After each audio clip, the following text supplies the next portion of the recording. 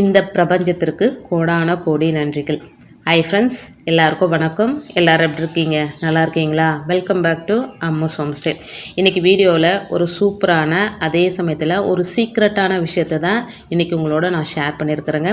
அதை லைவாகவே நான் செஞ்சு காமிச்சிருக்கிறேன். வீடியோவை ஸ்கிப் பண்ணாமல் ஃபுல்லாக பாருங்கள். பல பயனுள்ள தகவல்கள் இந்த வீடியோவில் உங்களுக்கு கிடைக்குங்க. வீடியோவில் நான் சொல்கிற விஷயங்கள்லாம் உங்களுக்கு பிடிச்சிருந்தது அப்படின்னா ப்ளீஸ் சேனலுக்கு சப்ஸ்கிரைப் பண்ணி சப்போர்ட் பண்ணுங்கள். ரொம்ப பிடிச்சிருந்தது அப்படின்னா உங்கள் ஃப்ரெண்ட்ஸ் அண்ட் ஃபேமிலிக்கும் ஷேர் பண்ணிவிடுங்க. இப்போ பழைய பூவெல்லாம் எடுத்துகிட்டு புது பூ சாத்திட்ருக்குங்க. எப்பவுமே பூஜை அறையில் அழகாக புதுசாக பூ சாத்திட்டு நம்ம தீபம் ஏற்றி வழிபாடு செய்யும்போது நல்ல வாசனையான ஊதுவத்தி ஏற்றி வச்சுட்டு நம்ம தீபம் ஏற்றி வழிபாடு செய்யும்போது நமக்குள்ளேயோ ஒரு பாசிட்டிவான வைப் வருங்க. எப்பவுமே பூஜை அறை பளிச்சுன்னு இருக்கும்போது மட்டும்தான் எனக்கு ரொம்ப பிடிச்சிருக்குங்க. கொஞ்சம் மங்கலாக இருந்தாலுமே எனக்கு தீபம் ஏற்றினா கூட அந்த ஒரு ஃபீலே இருக்காதுங்க. அதனால் எப்படியோ வாரத்துக்கு ஒரு தரம் வந்து பூஜை பாத்திரங்களெல்லாம் தேய்ச்சிடுவேன். மாதத்துக்கு ஒரு தரம் டீப் க்ளீன் பண்ணிடுவாங்க. அதுவும் இந்த மழை காலம் வந்துடுச்சு அப்படின்னா நம்ம மஞ்சள் குங்குமம் வைக்கும்போது அதை லைட்டாக ஃபங்கஸ் மாதிரி படிஞ்சிடும். அந்த மாதிரி படிஞ்சிடுச்சு அப்படின்னாலே எனக்கு சுத்தமாக வந்து அதை எடுத்து க்ளீன் பண்ணுற வரைக்கும் தூக்கமே வராதுங்க. ஸோ மழை காலத்தில் நிறைய பொட்டு கசகசம்லாம் வைக்க மாட்டேன். லிமிட்டாக பொட்டு வச்சுருவேன். டீப் க்ளீன் பண்ணலன்னா கூட அந்த படத்தை தொடச்சிட்டு புதுசாக மஞ்சள் குங்குமம் வச்சுட்டு தீபம் ஏற்றிப்பேங்க. இன்றைக்கி ஒரு சூப்பரான விஷயத்தை பற்றி உங்ககிட்ட சொல்கிறேன்னு சொல்லியிருந்தேன் இல்லைங்களா? அது என்ன, எப்போ செய்யணும் அப்படின்னா நீங்கள் எப்போ வேணாலுமே இந்த ஒரு பொருளை ரெடி பண்ணி நம்ம பூஜை அறையில் வச்சுக்கலாங்க. நான் வந்து வெள்ளிக்கிழமை அன்னைக்கு செஞ்சுருக்கிறேன். நீங்கள் இந்த வீடியோ இப்போ பார்க்குறீங்க அப்படின்னா நாளைக்கு கூட இதை செஞ்சுக்கலாங்க. இதுக்கு தேவையான பொருட்கள் அப்படின்னு பார்த்தா ஒரே ஒரு பொருள் தாங்க. 10 ரூபா கொடுத்து இந்த ஒரு பொருளை வாங்கிட்டு வந்து வச்சுக்கிட்டாலே போதுங்க. அது என்ன பொருள் அப்படின்னு தானே கேட்குறீங்க? அது தாங்க தர்பை புல். 10 ரூபா கொடுத்தாலே நல்லா ஒரு கை நிறைய கொடுப்பாங்க. தர்பை புல் வீட்டில் இருக்க வேண்டிய முக்கியமான பொருட்களில் ஒன்றுங்க. எப்படி வந்து பேர் சொல்லாதது அப்படின்னு சொல்லப்படுகின்ற வசம்பு வீட்டில் இருக்கணுமோ அதே போல் தாங்க இந்த தர்பை புல்லும் வீட்டில் இருந்தால். ஏன்னா கிரகண டைமில் ஒரு தர்பை புல் எடுத்து நம்ம சமைச்சு வச்ச சாப்பாட்டு மேலே வச்சாலே இந்த கிரகணத்தால் ஏற்படுகின்ற அந்த கதிர்வீச்சுகள் எல்லாம் தாக்காது அப்படின்னு சொல்லுவாங்க இல்லைங்களா? இப்போ அதுக்கு எவ்வளோ ஒரு சக்தி இருக்குது. சுவாமிக்கும் நமக்கும் இடையேயான ஒரு கனெக்ஷனை ஏற்படுத்துறது இந்த தர்பை புல் அப்படின்னே சொல்லலாங்க. இப்போ நம்ம செய்ய போகிறது ஒரு ரக்ஷை செய்ய போகிறோங்க. அதாவது வந்து ஒரு மை, வசிய மைன்னு சொன்னால் வசியம் அப்படின்னா எல்லாருமே தப்பாக நினச்சிக்கிறீங்க. இது வந்து ஒரு ரக்ஷை, நம்மளை காப்பாற்றுறது. ரக்ஷை அப்படின்னா காப்பான் அப்படின்ற ஒரு பொருள் இருக்குங்க. இதை வந்து வீட்டில் நம்ம செஞ்சு வச்சுக்கிட்டோம் அப்படின்னா இந்த உலகமே நமக்கு வசியமாகும். எந்த கொம்பனாலுமே நம்மளை வந்து ஒன்றுமே பண்ண முடியாது அப்படின்னு சொல்லலாங்க. இப்போ வந்து அழகாக பூஜை அறையில் புது பூ சாத்திட்டேங்க. இன்றைக்கி வந்து தாமரை தண்டு திரி வச்சு தான் தீபம் ஏற்ற போகிறேங்க.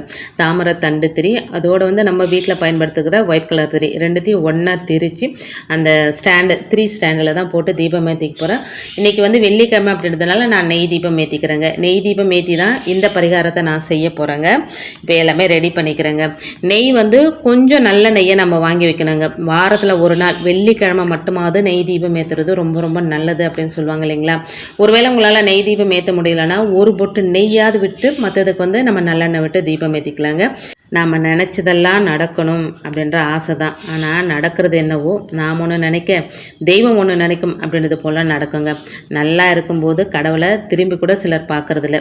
கஷ்டம் அப்படின்னு வரும்போது மட்டும் தன்னை அறியாமல் தாயிடம் ஓடி செல்லும் குழந்தை போல் கடவுளே உனக்கு கண் இல்லையா, எனக்கே இவ்வளோ சோதனை தர அப்படின்னு வந்து கடவுள் மேலே கோபப்படுறோம். அந்த கடவுள் சோதனைகளை கொடுக்கறதே நாம் வந்து தர்மத்தின் பக்கம் நிற்கிறோமா அப்படின்னு தெரிஞ்சுக்க தான். வாழ்க்கையில் அதிகமாக கஷ்டம் வரும்போது அதர்மம் செய்யவும் நமக்கு வந்து துணிவு வந்துடுங்க. எது சரி எது தப்பு அப்படின்ற பார்க்குற பக்குவம் கூட நமக்கு இருக்காது. என்ன செஞ்சாவது நாம் நினச்சதை சாதிக்கணும் அப்படின்ற எண்ணம் நமக்கு இருக்கும். இங்கே தான் பெரும்பாலும் மனுஷன் வந்து தோற்று போகிறாங்க. உதாரணத்துக்கு பலாப்பழத்தை எடுத்துக்கோங்க. பலாப்பழத்துக்கு மேலே முள்ளெல்லாம் இருக்கும். உள்ளே தான் வந்து பழம் வந்து இருக்கும். நம்ம அந்த கடினமான அந்த தோலை எடுத்தால் தான் உள்ளே இருக்கிற அந்த பலாசொலைகளை சாப்பிட முடியும். அதே போல் தாங்க எவ்வளவு துன்பம் வந்தாலும் தாங்கி கொண்டு தர்மத்தின் பக்கம் நின்னாதான் மகிழ்ச்சி அப்படின்ற சுவையை நம்மளால் நிரந்தரமாக அனுபவிக்க முடியுங்க. இதில் வந்து மாற்று கருத்து எதுவுமே இல்லைங்க. இறைவனை நினைத்து மனசார வேண்டினால் போதும், அவர் நிச்சயம் கை கொடுப்பார். இறை சக்தியை ஈர்க்கிறதுக்காக தான் கும்பாபிஷேகங்கள் வருஷத்துக்கு இத்தனை வருஷத்துக்கு ஒரு தரம் அப்படின்னு கும்பாபிஷேகங்கள் வந்து கோவிலில் நடக்குதுங்க. அதே போல தான் நம்ம வீட்டிலையும் நம்ம என்ன செஞ்சோம் அப்படின்னா இறை சக்தி அதிகமாக நம்ம வீட்டில் இருக்கும். நாம் நினச்சதெல்லாம் நடக்கும். இந்த ஒரு பொருளை நம்ம செஞ்சு வச்சுக்கிட்டு நம்ம நெத்தியில் வச்சுக்கிட்டாலும் சரி, இல்லை நெத்தியில் வச்சுக்கிட்டா ஒரு மாதிரியாக இருக்குது அப்படின்னா நம்ம உச்சந்தலையில் தடவிக்கலாம், இல்லை புருவங்களை தடவிக்கலாம். எப்படி செஞ்சாலுமே இந்த உலகமே வசியமாகுங்க. அது இப்போ வந்து அது எப்படி செய்கிறது அப்படின்னு பார்க்கலாங்க. இப்போ தர்பை புல் வந்து ஒரு கட்டு எடுத்துகிட்டு வந்தேங்க. அதில் வந்து நமக்கு தேவையான அளவுக்கு எடுத்துக்கலாம். மொத்தமாக எடுத்து செஞ்சு வச்சுக்கிட்டாலும் ஒன்றும் பிரச்சனை கிடையாதுங்க.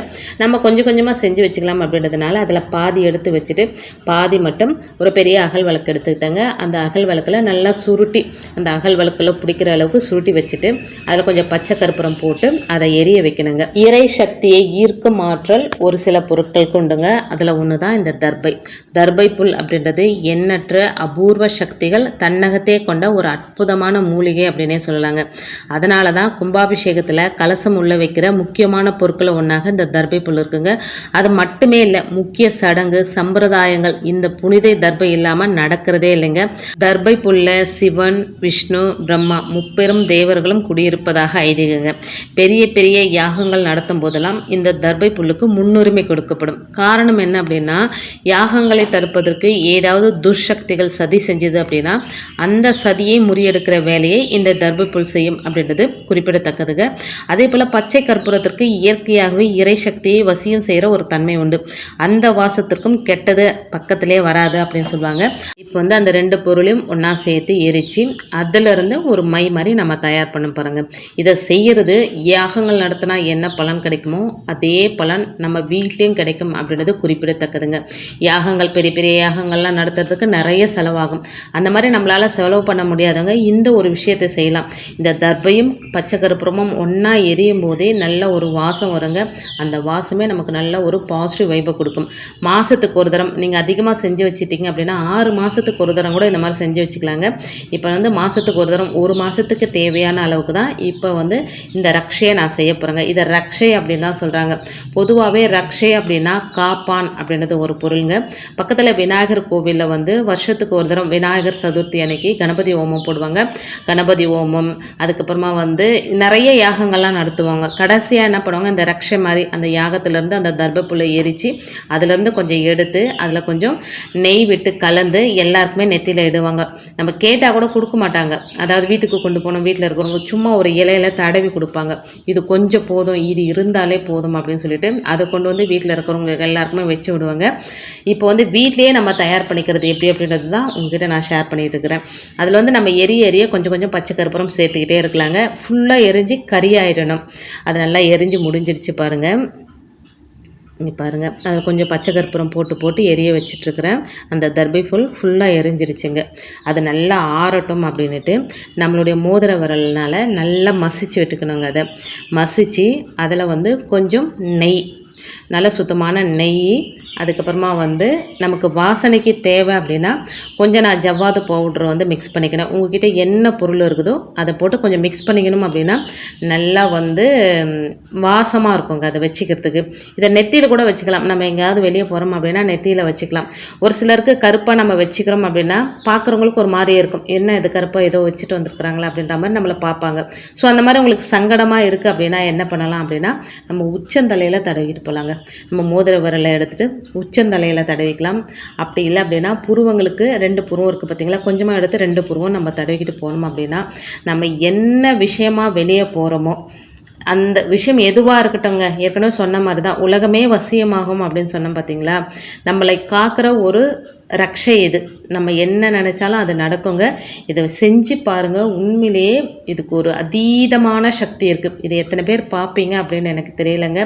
பார்க்குறவங்க கண்டிப்பாக ரொம்ப ரொம்ப சிம்பிள் தாங்க. இதுக்கு பெருசாக செலவு பண்ண போகிறதெல்லாம் ஒன்றும் கிடையாது. நான் ரொம்ப கஷ்டப்படுறேன், என்னால் எதுவுமே செய்ய முடியாதுன்றவங்க கூட ஒரு 10 ரூபா கொடுத்து தர்பப்புல் வாங்கிட்டு போங்க. ஒரு 50 கிராம் இல்லாட்டி வந்து 20 கிராம் நெய், சுத்தமான நெய்யை வாங்கி வச்சுக்கோங்க. இது 2 இருந்தால் போதும். உங்களுக்கு வேணும்னா நீங்கள் வந்து இந்த ஜவ்வாது பவுடர் மிக்ஸ் பண்ணிக்கலாம். அப்படி இல்லைன்னா அந்த தர்பை புல்லை நல்லா எரிச்சிட்டு பச்சை கற்பூரம் அதோட நெய் போட்டு கலந்து ஒரு மை மாதிரி தயார் பண்ணி வச்சுக்கணுங்க. இப்போ நல்லாவே தயார் பண்ணி வச்சுட்டேங்க. ரொம்ப நிறையலாம் வராது, கொஞ்சமாக தாங்க வரும். இது பாருங்கள், நல்லா அப்படியே நம்ம அந்த நெய் போட்டு தடவும் போது நம்ம கண்மை மாதிரி வந்துடுங்க. இது ரெடி ஆகிடுச்சுங்க. இதை அப்படியே பூஜை அறையிலே வச்சுட்டு வீட்டில் இருக்கிற எல்லாருமே இதை வச்சுக்கலாங்க. தினமுமே நம்ம விளக்கேற்றும் போது விளக்கேற்றிட்டு இதை வச்சுக்கலாம். ஒரு நல்ல விஷயமா வெளியே போகிறோம் அப்படின்னா நெத்தியில் வச்சுட்டு போகலாம், உச்சந்தலையில் தடவின்னு போகலாம். நீங்கள் நினைக்கிறது எதுவாக இருந்தாலும் கண்டிப்பாக நடக்குங்க. ஏன்னா நம்ம சேர்த்துருக்கிற இந்த பொருட்கள் எல்லாமே வந்து மகாலட்சுமி தாயாருக்கு பிடித்தமான பொருட்கள். பொதுவாகவே தர்பை அப்படின்றது கடவுளுக்கும் நமக்கும் இடையே ஒரு ஆண்டனா மாதிரிங்க. இது எதுக்கு இவ்வளோ நான் ஆணித்தரமாக சொல்கிறோம் அப்படின்னா, நான் ஒரு கும்பாபிஷேகத்துக்கு போயிருந்தேங்க. அங்கே வந்து கும்பாபிஷேகம் கோயில் ஒரு பக்கத்தில் இருக்குது. இந்த யாகங்கள்லாம் நடத்துவாங்க பார்த்தீங்களா, அது வந்து கொஞ்சம் தூரத்தில் இருக்கும். இப்போ என்ன பண்ணுவாங்க, அந்த யாகங்கள் நடத்துகிற இடத்துல இருந்து அந்த கோவிலோட கருவறை வரைக்கும் இந்த தர்பை புல்லை வச்சு ஒரு ஆண்டனா மாதிரி ஒரு ஒயர் மாதிரி கனெக்ட் பண்ணுறது. இங்கே பண்ணுற இந்த யாகத்தோட பலன் டைரெக்டாக போயிட்டு கருவறையில் இருக்கிற அந்த சுவாமிக்கு போய் சேர்ற மாதிரி பண்ணி வச்சுருந்தாங்க. இது என்னன்னு நான் கேட்டேன். அப்போ சொன்னாங்க, கோவில் ஐயர் சொன்னார், சுவாமிக்கு போய் டைரெக்டாக இங்கே செய்கிற அந்த யாகங்களோட பலனை வந்து இந்த ஆண்டனா மூலம் கொண்டு போயிட்டு அந்த கருவறையில் இருக்கிற சாமிக்கு போய் சேரும் அப்படின்னு சொல்லி, நமக்கும் கடவுளுக்கும் இடையே இருக்கிற ஒரு ஆண்டனா மாதிரி தான் இந்த தர்பை புல்லுங்க. அதனால தான் வந்து எந்த ஒரு நல்ல விஷயமா இருந்தாலும் சரி, தர்பை புல்லை வந்து மோதிர விரலில் போட்டுட்டு வந்து பூஜை செய்வாங்க, பார்த்துருப்பீங்க.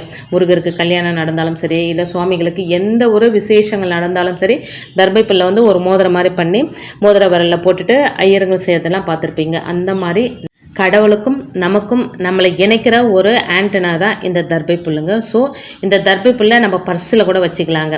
கொஞ்சம் ஒரு தர்பை புல்லை வந்து 4ஆக மடித்து பர்ஸுக்குள்ளே வச்சுக்கலாம். இது வந்து காஞ்சாலுமே கெட்டு போகாத ஒரு பொருளுங்க. 6 மாதம் வரைக்குமே இதுக்கு பவர் இருக்கும்னு சொல்லுவாங்க. அதே போல் நிலவாசலே நம்ம கட்டி வைக்கலாங்க. எந்த துஷ்ட சக்தியும் அதை மீறி வீட்டுக்குள்ளே வராது அப்படின்னு சொல்லுவாங்க. ஸோ தர்பை புல்லை வச்சு நிறைய விஷயங்கள் செய்யலாம். இன்றைக்கி வந்து ஒரு ரக்ஷையை எப்படி செய்யுது அப்படின்றத உங்களோட லைவாக செஞ்சு காமிச்சிருக்கிறேன். உங்களுக்கு விருப்பம் இருந்தால், நம்பிக்கை இருந்தால் நீங்களும் செஞ்சு வச்சுக்கோங்க, நல்லதே நடக்கும். உங்களுக்கு என்ன நல்லது நடந்தது அப்படின்றத கமெண்ட்டில் என்னோட ஷேர் பண்ணிக்கோங்க. வீடியோவில் நான் சொன்ன விஷயங்கள் பிடிச்சிருந்தது அப்படின்னா சேனலுக்கு சப்ஸ்கிரைப் பண்ணி சப்போர்ட் பண்ணுங்கள்.